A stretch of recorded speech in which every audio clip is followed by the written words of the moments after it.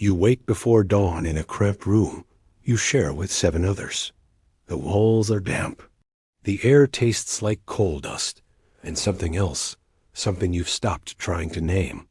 Your fingers are already cramped before you even start moving them, the joints swollen from yesterday's work. You are 11 years old. Outside, the streets are filling with shadows. Hundreds of them, thousands, all moving in the same direction, toward the factories that never sleep, toward the machines that hum through the night like some great mechanical heartbeat. You join them. You don't think about it anymore. You just go. This is Manchester, England. The year is 1780-something. You've lost track. Your parents lost track too, before the fever took them both in the space of a week. Now you live with an aunt who barely speaks, who leaves for the textile mill before you wake and returns after you sleep. If she returns at all. But just a few years ago, your life was different. You remember it sometimes, usually when you're so tired your mind drifts, while your hands keep moving. You lived in a village. A real village with fields, and a church and a square where people knew each other's names. Your father worked a small plot of land. Your mother made clothes by hand, sitting by the window, singing sometimes. You remember her singing. Then the looms came. Not to your village, not at first, but you heard about them. Everyone did. Machines, they said, that could weave faster than 20 people combined. Machines that could spin threads so quickly, it seemed like magic. Men from the cities came to the village, talking about progress, about the future, about how everything was about to get better. Your father listened with his arms crossed, his face tight. Better for who? He asked. Nobody answered him. Within a year, your mother couldn't sell her cloth anymore. The machines made it cheaper. So much cheaper that no one wanted handmade anything. Your father's landlord raised the rent, said the land was worth more now, said everyone needed to pay their share of this glorious new age. But the crops didn't grow any faster. The rain didn't fall any differently. Your father worked longer hours and earned less. Then came the winter when there wasn't enough food. Your father went to the city to find work. He came back 2 weeks later, thinner, with hollow eyes. There's factories, he said quietly. They're hiring. Your mother stared at him. For what? For everything. For anyone. They need hands. That spring, you left the village. You, your parents, your 2 younger sisters. You walked for 3 days, carrying everything you owned. When you reached Manchester, the sky was a color you'd never seen before, gray, but not like clouds. Gray like smoke. Thick and low and pressing down on everything. The city smelled like burning. Your father found work in a factory that made iron parts for other machines. Your mother found work in a textile mill. And you were sent to a spinning factory because your hands were small and quick. Children's fingers are better for the delicate work, the foreman said, smiling. He had 3 teeth. At first, you thought you could survive it. It was just work, after all. Hard work, but work. You'd worked before, in the fields, helping your father, but this was different. The factory was a building that seemed to breathe. The machines never stopped. They clattered and hissed and screeched, filling the air with a sound so loud you couldn't hear yourself think. You worked 14 hours a day. 16, sometimes, when orders were high. Your shift started at 5 in the morning and ended when the sun was already down again. You ate standing up, if you ate at all. Stale bread, thin soup, water that tasted like rust. The overseers walked between the machines, watching. If you slowed down, they shouted. If you stopped, they hit you. Not hard enough to break bones. That would mean lost time, lost production, but hard enough that you learned never to stop. You watched a boy lose 2 fingers when his hand slipped into the machinery. He screamed, but the machines didn't stop. The overseers pulled him out, wrapped his hand in a rag, and told him to go home. He was back 3 days later. He needed the wages. Your younger sister started coughing in the 2nd month. A dry, rattling cough that wouldn't stop. Your mother took her to a doctor who looked at her for 30 seconds and said, "Factory lung. Happens to most of them. Keep her away from the dust." But there was no keeping away from the dust. It was everywhere. In the air, in your clothes, in your throat. You coughed it up every morning, black phlegm that stained the floor. Your sister died in the winter. She was 7. Your mother didn't cry. She just stared at the wall for a long time and went back to work. Because if she didn't, you'd all starve. That was the calculation now. That was what progress had given you, a choice between grief and survival, and never enough time for both. Your father lasted 2 more years.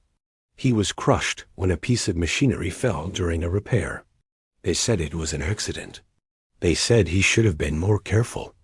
They paid your mother 3 shillings for his life and told her she was lucky to get that much. By then, you were 13. He'd been working in the factory for 4 years. Your back was crooked from leaning over the machines. Your hearing was fading. The constant noise had damaged something inside your ears. You couldn't remember the last time you'd seen the sun for more than a few minutes. But the men in Parliament, the men who owned the factories, who owned the machines, who owned the buildings where you worked and the rooms where you slept, they called it progress.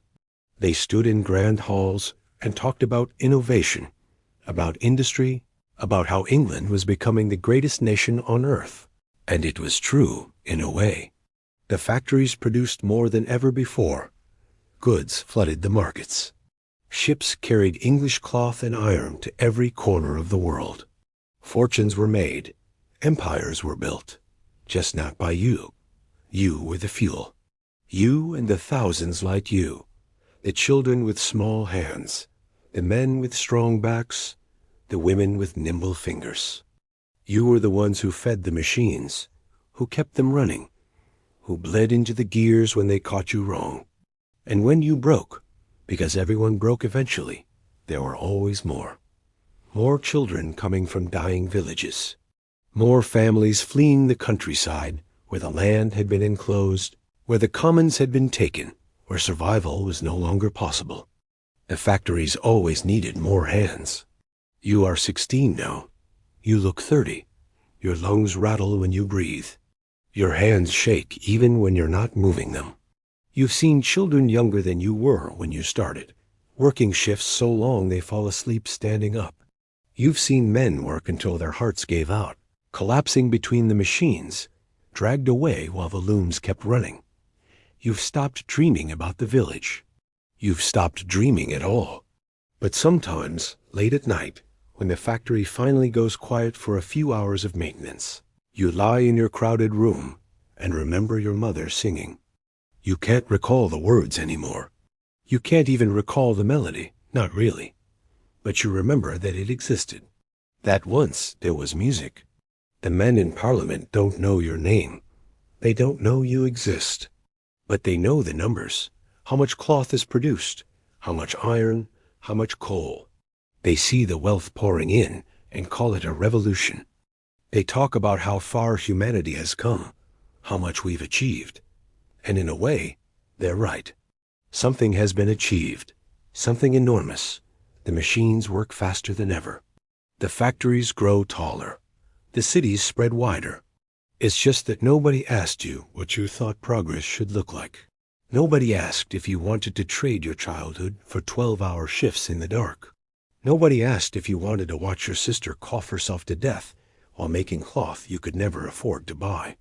Nobody asked if this smoke-filled, disease-ridden, bone-grinding existence was the future you would have chosen. But you don't get to choose. That's not how progress works. Not for people like you. One morning, you don't wake up before dawn.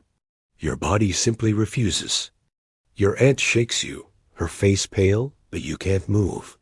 Something inside you has given out, not all at once, but slowly, over years, piece by piece, until there's nothing left.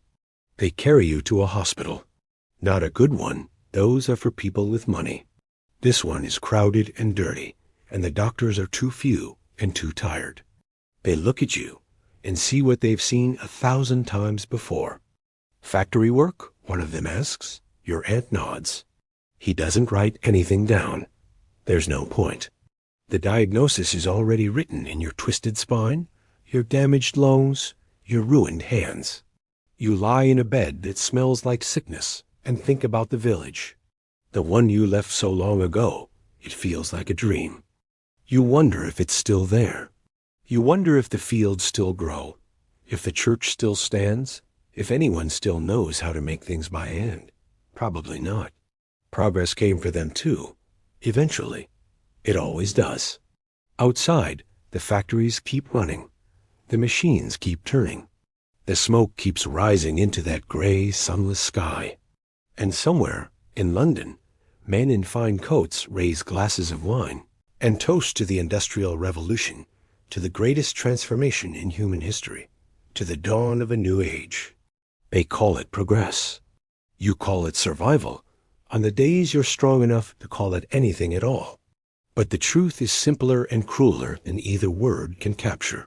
The truth is that you were born at the wrong time, to the wrong family, in the wrong place.